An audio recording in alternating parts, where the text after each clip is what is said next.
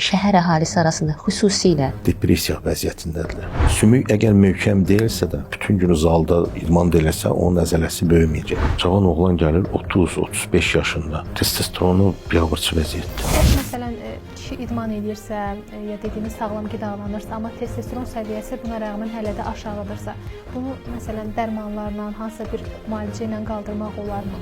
Tək xaya olması, xayanın inkişaf eləməməsi, spermatogenezdə ciddi pozğuntular olur. Bu xayaları artıq funksiyasını bitirib. Testosteronsuz uşaqda nə idman eləyəcək, nə bir evlənmək istəyəcək. Multizan D3 D vitamini ehtiyacını tam ödəyir. Xoş gördük hər birinizi dəyərli dostlar, dəyərli izləyicilər. Bugün D vitamini azlığının insan orqanizminə təsirləri haqqında danışacağıq. Özəlliklə də kişi orqanizminə D vitamini azlığı necə təsirlər yaradır, hansı fəsadlar formalaşdırır. Bu barədə sizə müsahibəmizdə maraqlı məlumatlar verəcək. Studiyamızın qonağı uroloq, androloq cərrah, Medikus klinikasının həkimi Namiq İsmailov və doktor Humay Fəziliyeva. Humay xanım, istəyirdim ki, ilk sualımızı sizindən başlayaq. Ümumiyyətlə D vitamini bizim bədənimiz üçün nə qədər vacibdir və D vitamini azlığının insan orqanizminə təsirləri nələrdir? Təşəkkür edirəm sualınız üçün. Əzəldən D vitamini hər kəsə, həm təbabətə, həm adi əhaliyə, əsasən sümüklərə və s. kalsium mübadiləsinə olan təsirinə görə tanınıbdır. Amma son illərdə aşkarlanıb ki, əslində D vitamini son dərəcədə əhəmiyyətlidir. Demək olar ki, bütün orqan və sistemlərin fəaliyyəti üçün. Son dönəmlərdə çox vurğulanır onun immun modul edici xüsusiyyəti, hansı ki biz COVID pandemiyasında şahid olduq. Maddələr mübadiləsində, xüsusilə şəkər mübadiləsində, yağlar mübadiləsində effektivliyi, misal üçün o şəkərli diabetin müalicə protokollarına daxildir. Bundan başqa ateroskleroz, ürək damar xəstəlikləri müalicəsində çox böyük əhəmiyyəti vardır. Yenə də çox gözəl tanıdığımız sümük və əzələ sisteminin bəzi patologiyalarında, hansı ki uşaqlarda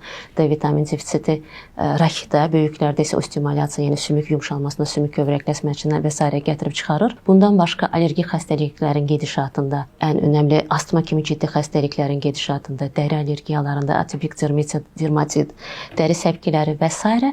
və nəhayət son dönəmlərdə bəzi hətta bədxassəli patologiyaların yaranmasında belə onun defisitinin əhəmiyyəti vurğulanıbdır. Bunların içərisində daha çox qadın cinsiyyət orqanlarının süd vəzisinin xərçəngi, kolorektal, yəni deyilən düz bağırsaq xərçəngi və s. kimi bəzi xərçəng növlərində əhəmiyyətsiz rolu vurğulanıbdır. Bu da necə sübut olunur adətən? Bu defisit aradan qalxdıqdan sonra bu xəstəliklərin proqnozunun yaxşılaşması və ölüm hallarının azalması ilə özünü sübut edir. Defisit daha çox nəyə görə meydana çıxır? Məsəl üçün çox adam deyər ki, çivsiz bir mən daxil deyərik ki, biz yayda günəşdə çox olarıq və s. yaxşı balıq yağı yeyirik və s. və ilə axır D vitamini defisiti olmaz. Amma statistika onu sübut edir ki, şəhər əhalisi arasında xüsusilə hansı ki qapalı məkanlarda çox vaxt keçiririk. Günümüzü ya məktəbdə, ya institutda, ya da ofislərdə keçirdirik. Bizim bədənimizin açıq dəri səthinə lazımı qədər ultrabənövşəyi şüalar düşmür. Və buna görə də lazımı miqdar alınmır və hətta sağlam insan olaraq lazımı qədər gün vanaları qəbul edəriksə belə, bəzi qaraciyər, böyrək xəstəlikləri, mədə-bağırsaq xəstəlikləri də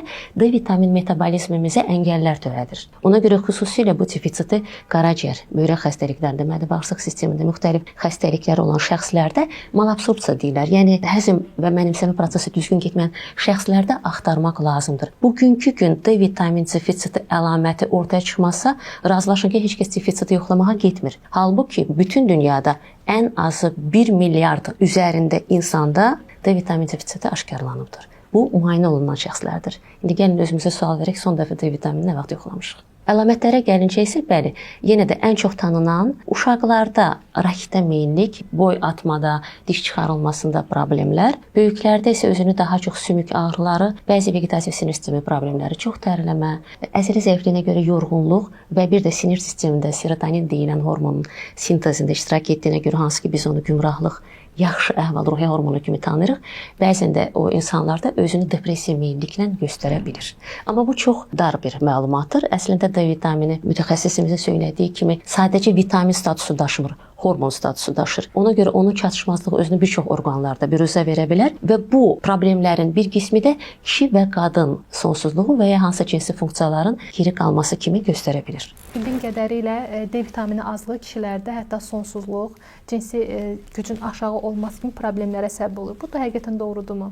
Tamamilə doğrudur. Ümar xanım çox sadaladı, düzgün sadaladı. Vitamin D birbaşa testosteronun sintezində iştirak edən vitaminlərdən biridir. Testosteron da sintezi spermatogenezdə, ümumiyyətcə testosteronun kişinin bədəninə çox mühüm bir əhəmiyyəti var. Mən deyərdim ki, bu regionlardan da asılıdır. Məsələn, bizim zona da gün şüası da o qədər vitamin D vermir. Məsələn, müəyyən zonalar var ki, orada insolyasiya deyilən bir şey var. Orada gün bir saat qəbul eləyərsiniz, o daha çox vitamin D qəbul eləyər bədəndən ki, bizdə.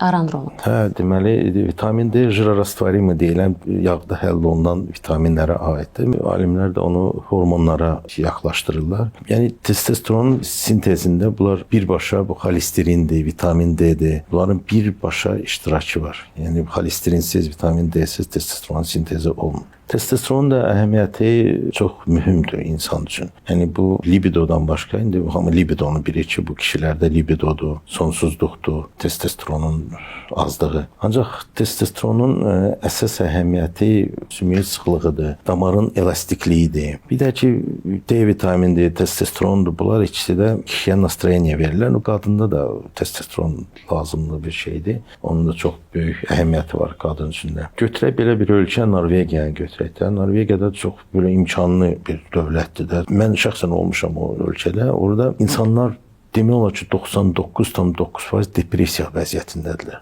Çünki vitamin D yoxdur onlar. Vitamin D yoxdur, günəş şüası yoxdur. Hansı ki onlarda hamısı varıdırlar. Hamısı. İnsanlarla danışsan hamısı belə depressiv, sıxıntı. Serotonin bizi sadaladı. Serotonin bağırsaqda sintez olunur. Onun da sintezində vitamin D-nin çox böyük mühüm rolu var. Vitamin D-nin əsas rolu o kalsinin sorulmasıdır. Yəni vitamin D olmazsa da sümüklər çox kövrək olur, zəif olur. Ona görə də məsələn bizim idmançılara da mən çox tövsiyələr verirəm. Tək idmançı olmasın, bir cavan oğlan olur, baxıram əzələsini böyütmək istəyir, sağlam olmaq istəyir. Ancaq bu əzələ sümüyün üstündə olmalıdır. Sümük əgər möhkəm deyilsə də, bütün gün zalda idman eləsə, onun əzələsi böyüməyəcək. Çünki öncə sümük da onun skeleti bəli.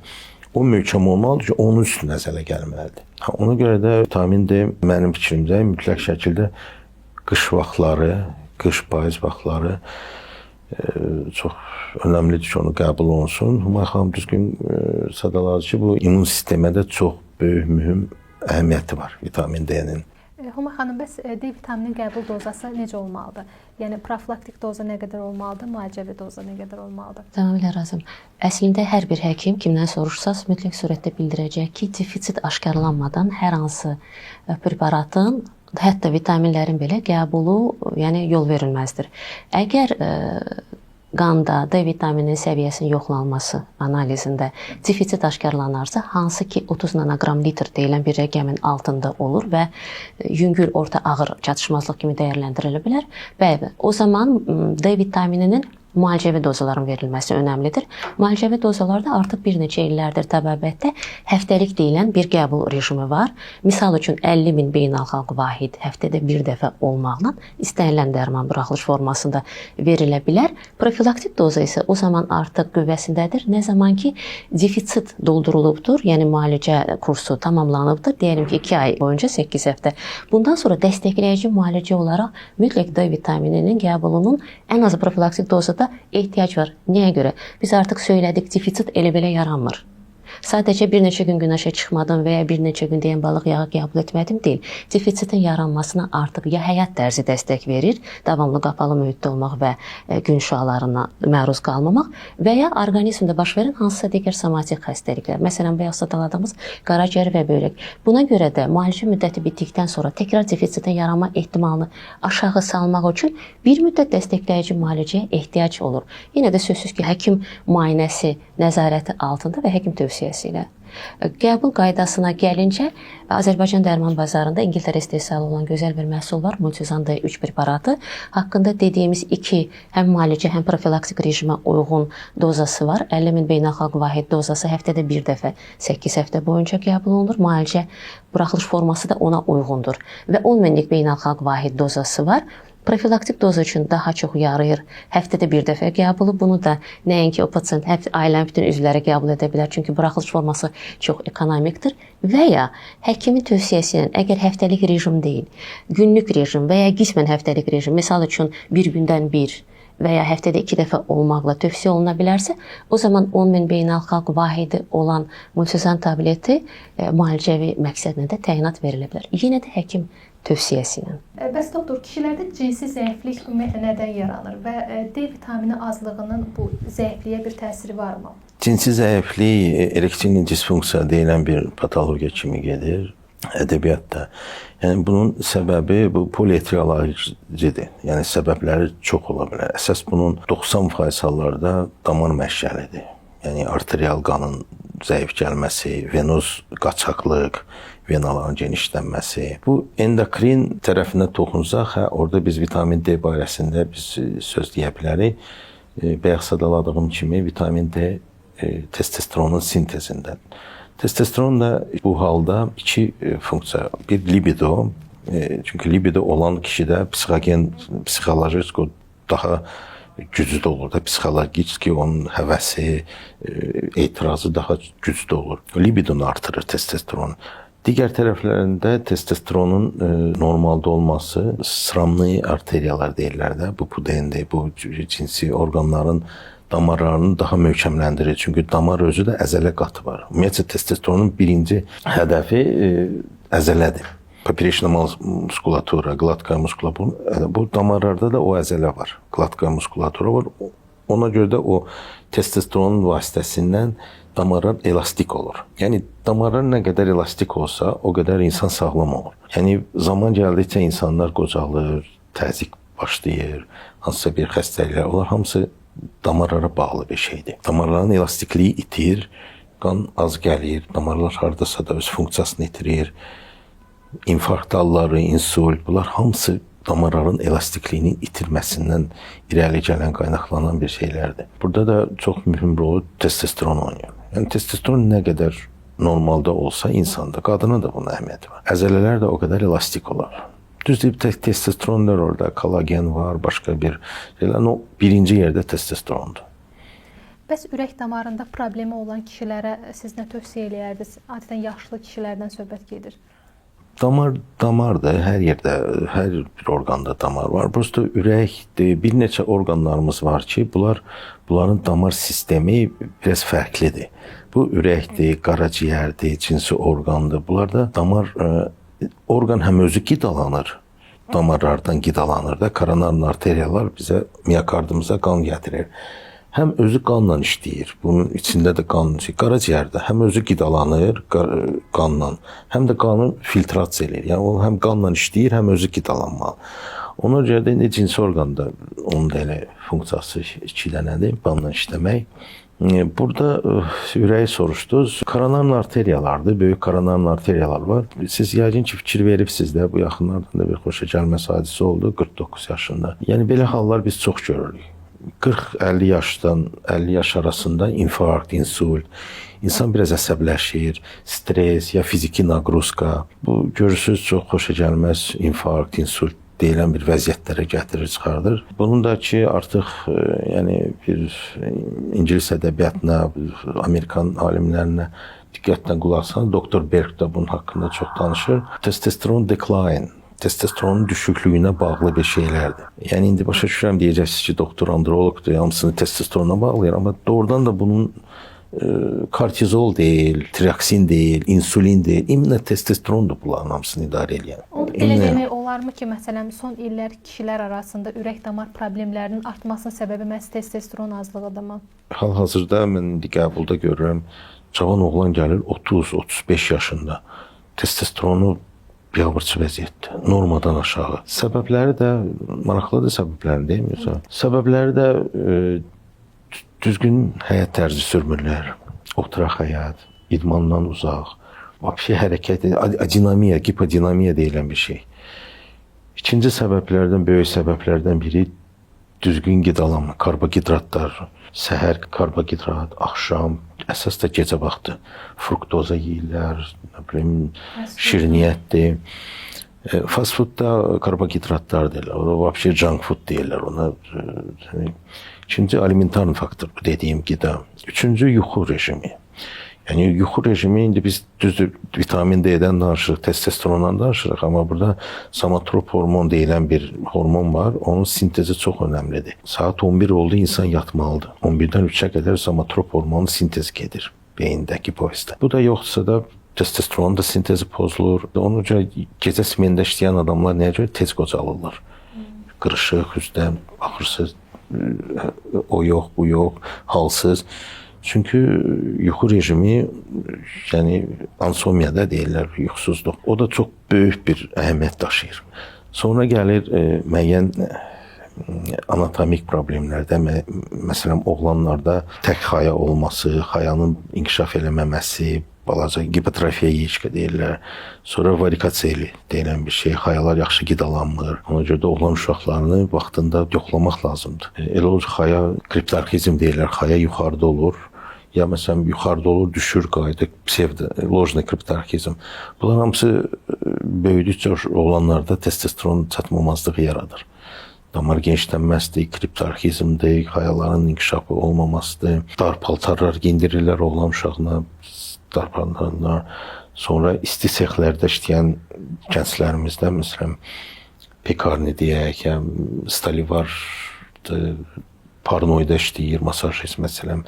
Bu isti yerlərdə işləyənlərdə də testosteron düşkünlüyü olur, spermatogenezdə ciddi pozğuntular olur, peşəsinə bağlı, peşəsinə bağlı. Müəyyən mikroelementlərin bədəndə çatmamazlığı gətirir testosterona. O, məsələn, sinkdir, arginindir, müəyyən mikroelementlərdir. Hormonlara yenə qayıtsaq, qalxanbəri bəzdir. Ona da kısaca çox vitamin D çox önəmlidir qalxanvari bəz üçündə.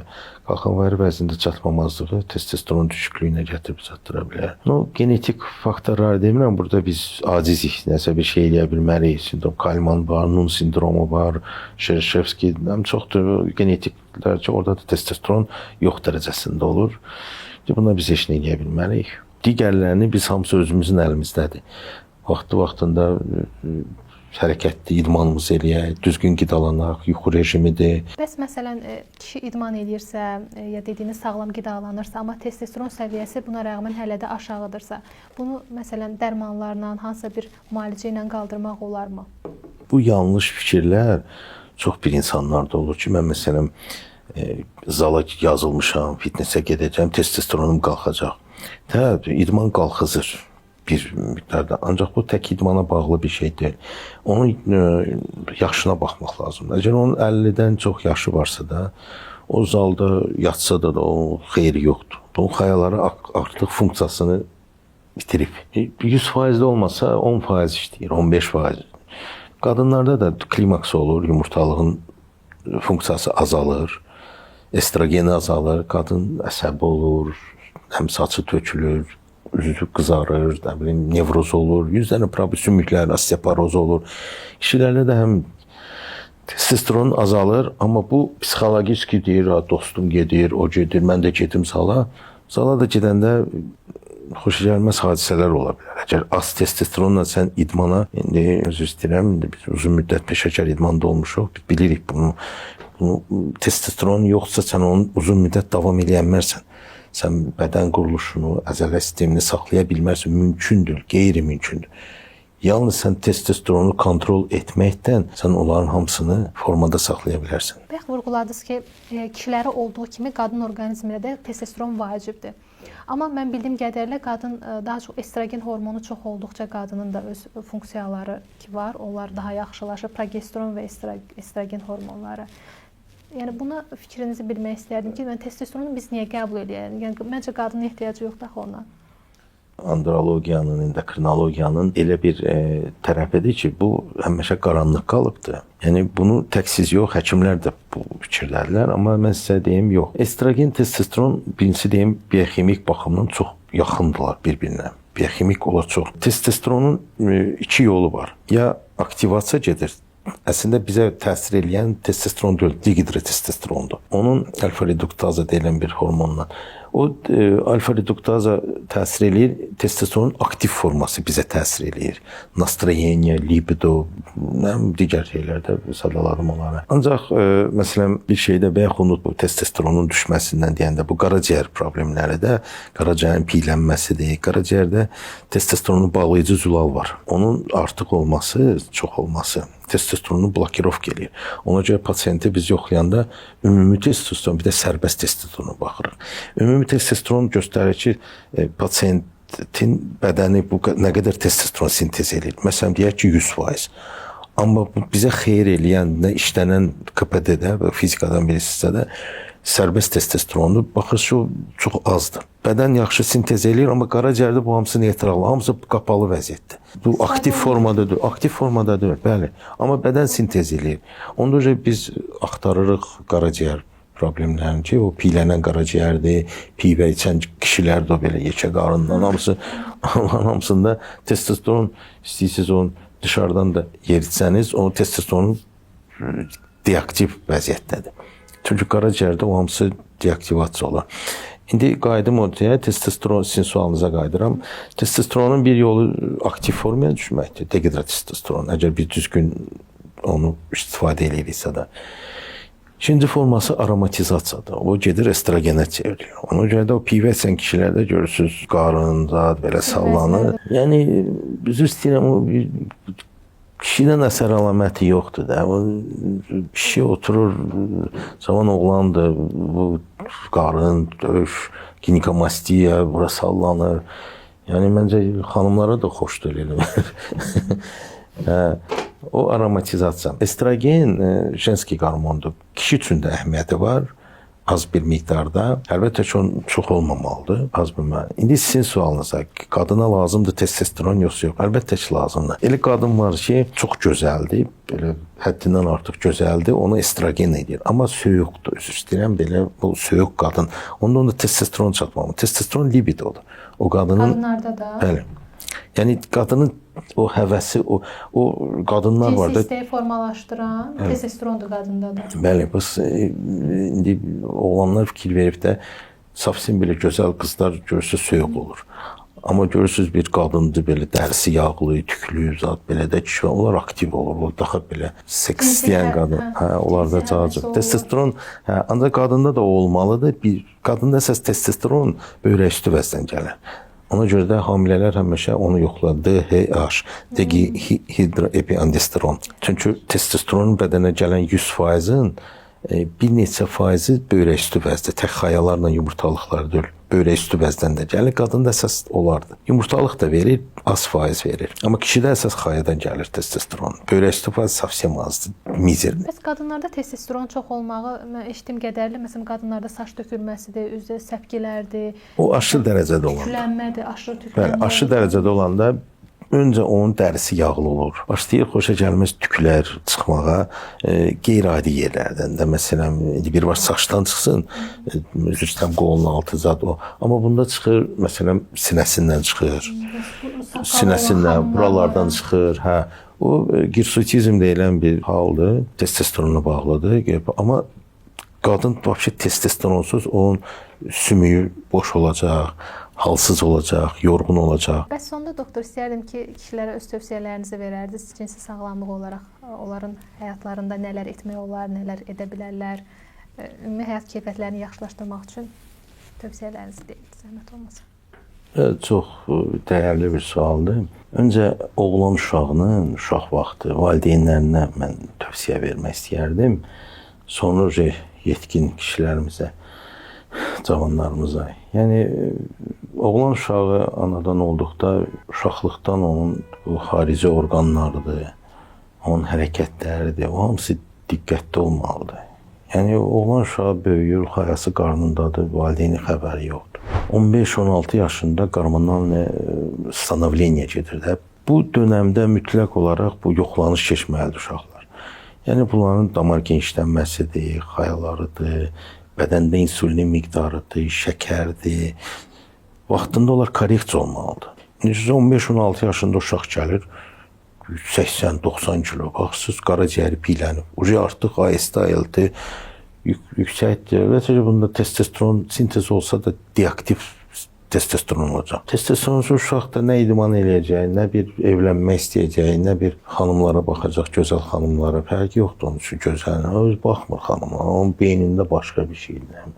Yeyim yatdım. Ona görə də 15-16 yaşında bu oğlanlar androloji konsultasiyalara keçməlidir. Bir müddətdən sonra da aktiv həyat tərzi, düzgün qidalanma, cinsi fəaliyyətləri başlayırsa da o zöhrəvi infeksiyalardan özünü qoruma. Təşəkkür edirəm bir daha Humay xanım sizə. Namiq bəy də təşəkkür edirəm. Çox sağ olun, çox sağ olun. İnşallah verilişimizdə başqa bir mövzuya toxunarıq. Məncə insanlar üçün maraqlı bir müsahibə oldu, maarifləndirici bir müsahibə oldu. Suallarınız varsa cəhd bölümümüz açıqdır. Həkimlə əlaqə saxlamaq istəsəniz aşağıda əlaqə nömrəsi qeyd olunacaq. Özünüzə yaxşı baxın, görüşərik. Sağ olun.